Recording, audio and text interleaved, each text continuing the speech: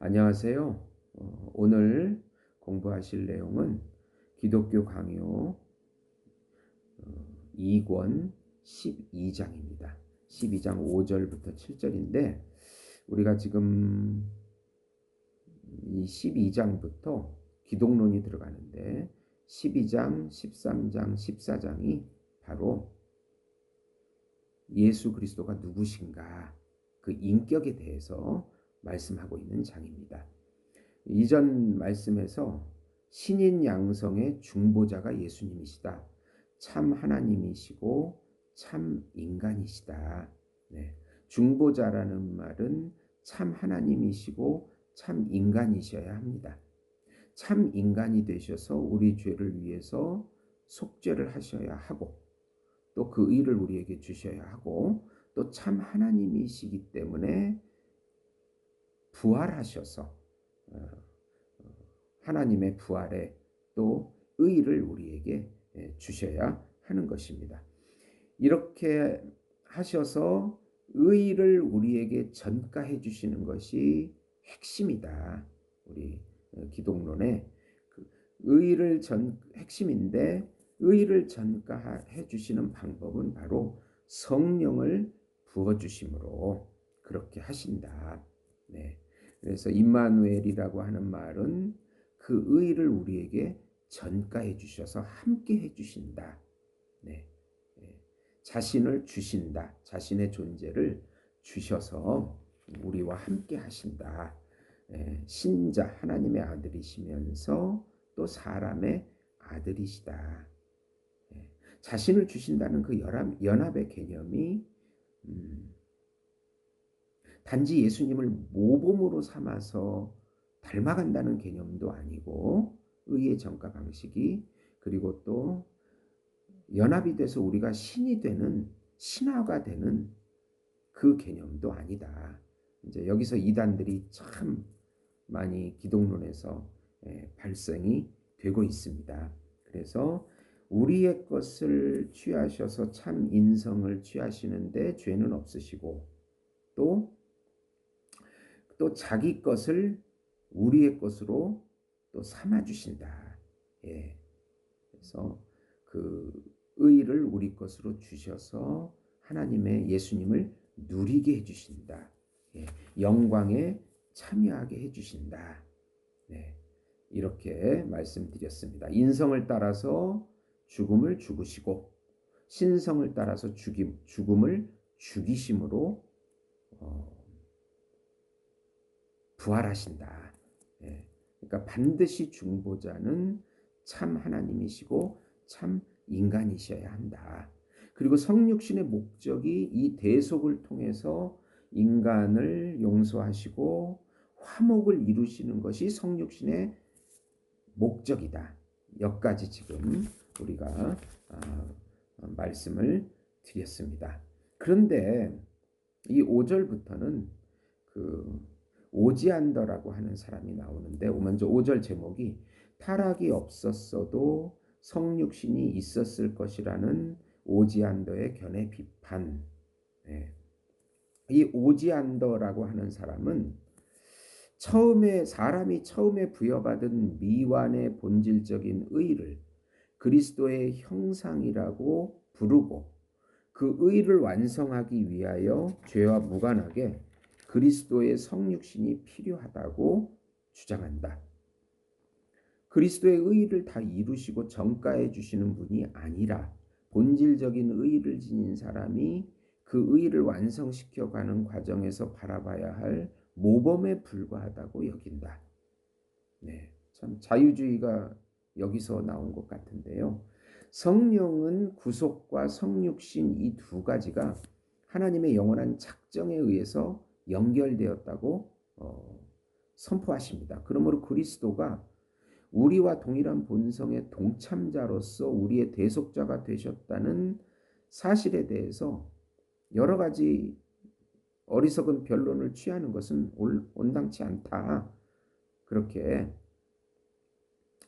칼빈은 말하고 있습니다. 보면은 에베소서 1장 5절에 그 기쁘신 뜻대로 우리를 예정하사 예수 그리스도로 말미암아 자기 아들들이 되게 하셨으니 이렇게 말씀하셨고 에베소서 1장 4절에 곧 창세 전에 그리스도 안에서 우리를 택하사 우리로 사랑 안에서 그 앞에 거룩하고 흠이 없게 하시려고 창세 전에 택했다. 네. 에베소서 1장 6절에 이는 그가 사랑하시는 자 안에서 우리에게 거저 주시는 바 그의 은혜의 영광을 찬송하게 하려는 것이라. 1장 7절에도요. 우리는 그리스도 안에서 그의 은혜의 풍성함을 따라 그 피로 말미암아 속량 곧 죄사함을 받았느니라. 여기서 분명 아담의 타락이 시간상 하나님의 작정에 앞선 것이다라고 전제하지 않습니다. 하나님은 나타난 것을 창세 전에 정하셨습니다. 하나님이 인류의 비참함을 고치고자 원하신 것은 시간이 시작되기 전이라고. 그래서 칼빈은 타락 전에 예정돼 있음을 주장하고 있는 것입니다. 그래서 이렇게 하나님이 자기의 의미랑 작정을 따라서 그리스도에 관해서 예정하신 것 그 이상의 질문을 자꾸 제시하고 그 지식을 추구하려는 사람들은 새로운 그리스도를 조작하려고 하는 그 만용을 부리고 있는 것이다 라고 칼빈은 말하고 있습니다. 네. 에베소서 3장 18, 19절에 능히 모든 성도와 함께 지식에 넘치는 그리스도의 사랑을 알고 그 넓이와 길이와 높이와 깊이가 어떠함을 깨달아 하나님의 모든 충만하신 것으로 너희에게 충만하시기를 구하노라. 디모데전서 1장 15절에 미쁘다 모든 사람이 받을 만한 이 말이요 그리스도 예수께서 죄인을 구원하시려고 세상에 임하셨다 하였도다. 죄인 중에 내가 괴순이라. 디모데후서 1장 9절에 하나님이 우리를 구원하사 거룩하신 소명으로 부르심은 우리의 행위대로 하심이 아니요 오직 자기 뜻과 영원 전부터 그리스도 예수 안에서 우리에게 주신 은혜대로 하심이라. 그래서 디도서 3장 9절에 어리석은 변론과 족보 이야기와 분쟁과 율법에 대한 다툼은 피하라. 이것은 무익한 것이요 헛된 것이니라. 네.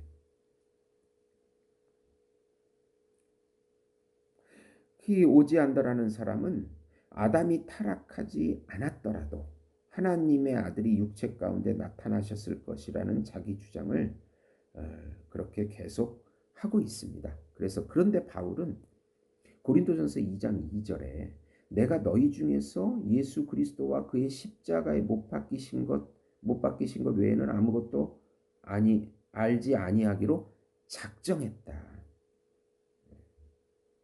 그것이 성육신의 핵심이다. 네. 그렇게 주장하고 있는 것입니다. 에베소서 1장 10절에 하늘에 있는 것이나 땅에 있는 것이 다 그리스도 안에서 통일되게 하려 하심이라. 에베소서 1장 22절에 또 만물을 그 발 아래 복종하게 하시고 그를 만물 위의 머리의 교회로 삼으셨느니라. 그리스도가 아버지의 영원한 계획에 따라서 모든 것을 하나로 모으시는 머리로 정해지셨다고 선포하고 있습니다. 네. 그런데 어떻게 그리스도를 아무 구속의 역할도 위탁받지 않았던 그런 모범의 그리스도로, 인간이 모범으로 삼아야 되는 그리스도로 그렇게 다른 그리스도를로 인정할 수 있겠는가라고 칼빈은 비판하고 있는 것입니다.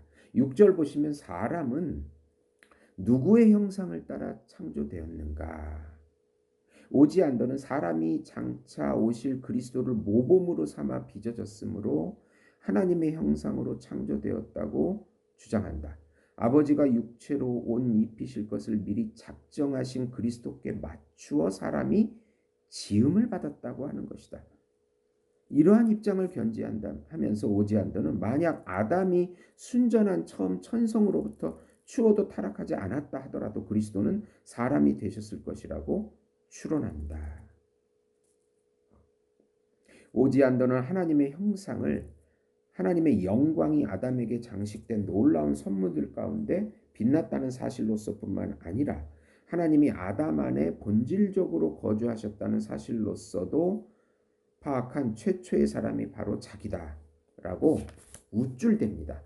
물론 아담이 하나님과 결합되어 있을 동안에 하나님의 형상을 지니고 있었다는 것은 인정할 수 있습니다. 아담의 하나님의 형상은 진실하고 고귀한 완전한 존엄을 뜻한다. 그럼에도 불구하고 이 형상의 자취는 하나님이 아담에게 새겨주신 모든 생물보다 뛰어난 우월함의 표지로부터 찾아야만 한다. 예.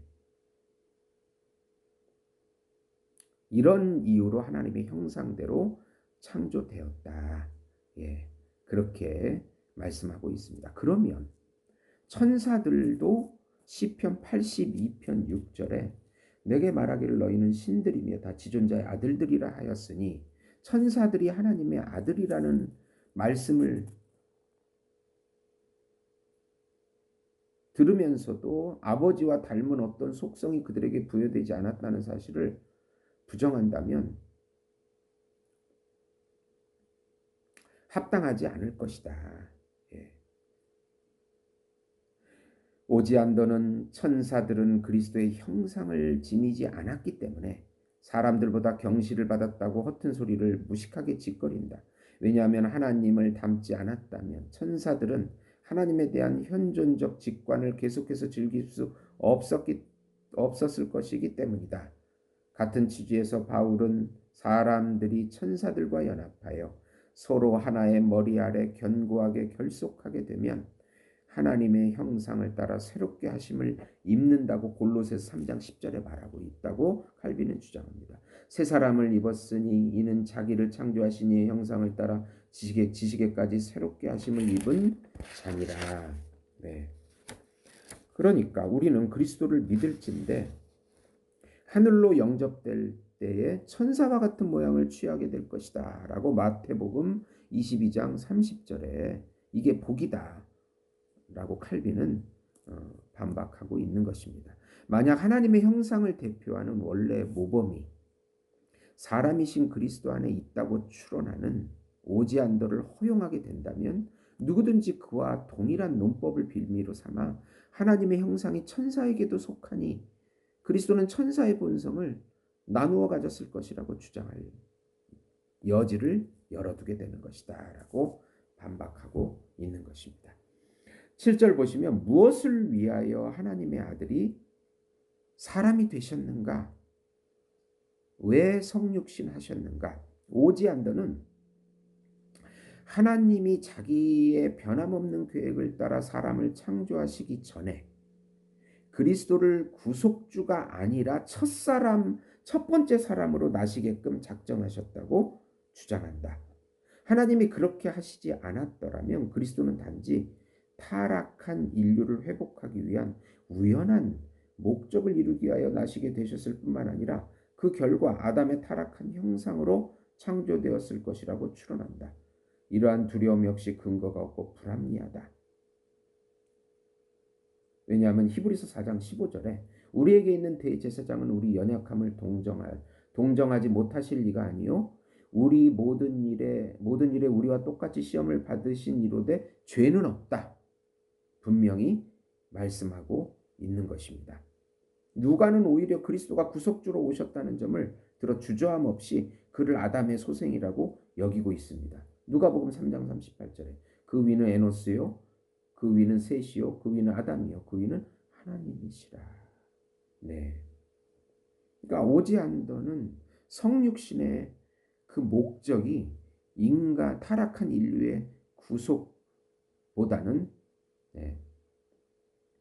첫 번째 사람으로 예수 그리스도를 나게끔 작정하시고 그를 닮아가기 위해서 그렇게 하셨다.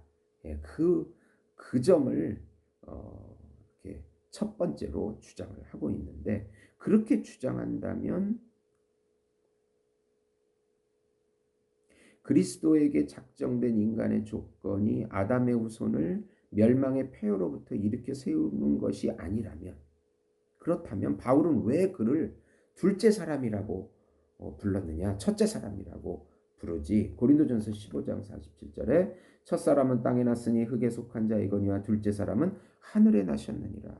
오지안도의 주장대로라면 첫사람을 예수님이라고 할 것이지 왜 성경은 둘째 사람이라고 말하느냐.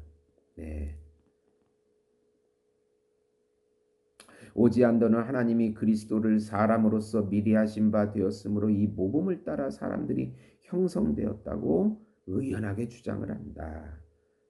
그러나 바울은 그리스도를 둘째 사람이라고 부르면서 본성을 처음 질서로 돌이키도록 개혁해야 할 필요성을 야기하는 패역을 사람의 태초 기원과 그리스도로 말미암아 우리가 누리게 되는 회복 사이에 위치시키고 있는 것입니다.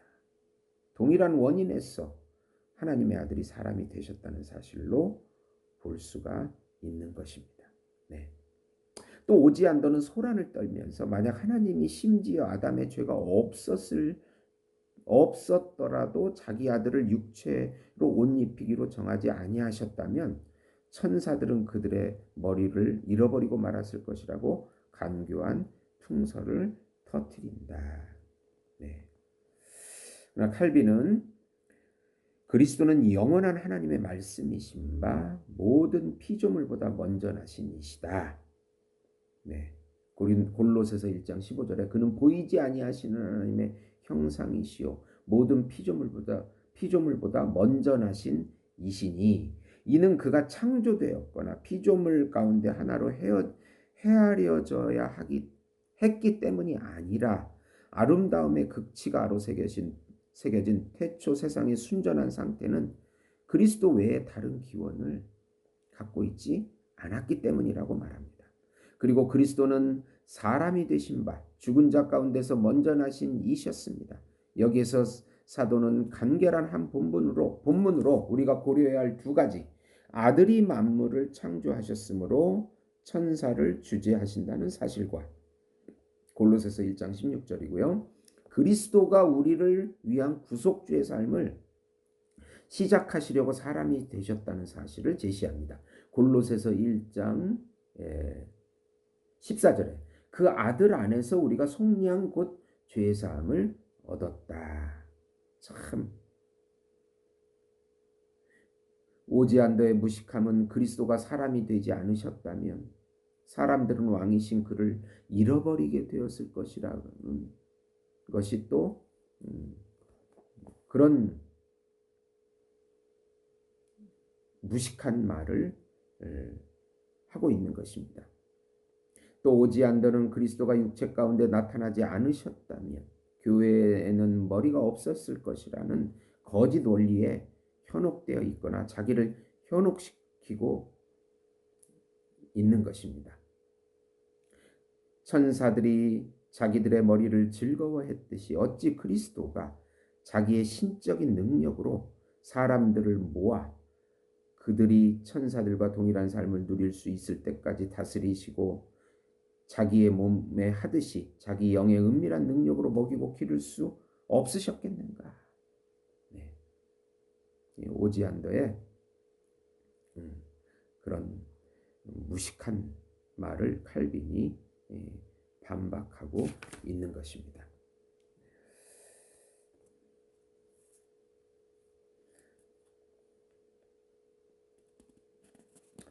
마지막 갈라디아서 4장 4절에서 5절로 결론 말씀을 제시해 보면 때가 참에 하나님이 그 아들을 보내사 여자에게 나게 하시고 율법 아래 나게 하신 것은 율법 아래 있는 자들을 속량하려 하십니다.